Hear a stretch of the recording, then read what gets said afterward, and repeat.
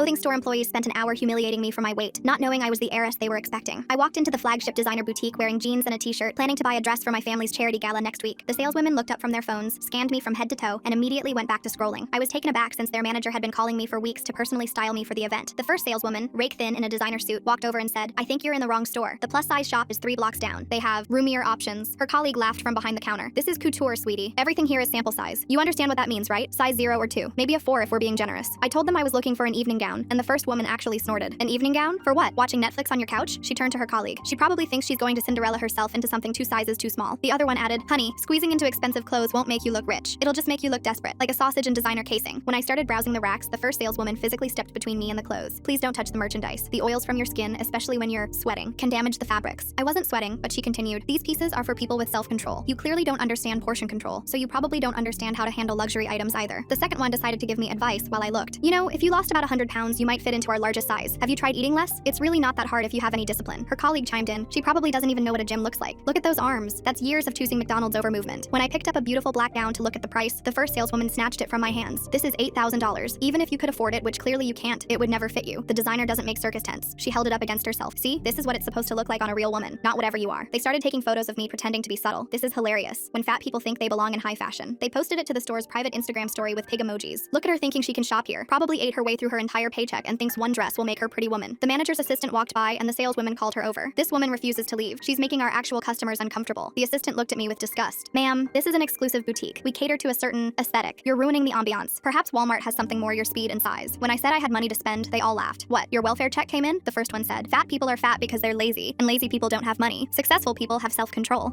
You probably spent your last dollar on a bucket of chicken before waddling in here." The assistant added, "Security should really screen people better. We can't have just anyone walking in off the street thinking they belong here." The second saleswoman pulled out a measuring tape. "Let's see how delusional you are." She wrapped it around my waist without permission, announcing the number loudly. "Yep, you're about 3 of our mannequins combined. The only thing we have that would fit you is maybe a tablecloth from our home collection." They all laughed while she measured my arms too. "Look at these, bigger than my thighs. How do you even find sleeves?" They actually called security to escort me out. "This woman is loitering and making customers uncomfortable with her presence," the first saleswoman told the guard. He grabbed my arm and started pulling me toward the door while they narrated, "This is what happens when you don't know your place. Imagine thinking you could afford anything here when you clearly shop at thrift stores." The assistant sprayed air freshener behind me. Finally, we can breathe again without smelling fast food grease. The first one got more biting as security dragged me. "You know what's sad? You probably have no friends, no romantic prospects, no life, and you thought buying a designer dress would change that, but you can't dress up diabetes and heart disease. You're going to die alone and fat, and no amount of designer fabric can hide that." The others nodded in agreement, one adding, "She'll probably stress eat about this reduction later." It's a vicious cycle with these people. That's when the manager came running out of her office, completely out of breath. "Oh my God, Miss Blake, I'm so glad to see you." She was practically bowing. "I've been calling your assistant for weeks about styling you for the charity gala. Your mother said you might stop by." She turned to the saleswomen, whose faces had gone pale. "Has my staff been treating you well?" Full story on the channel below.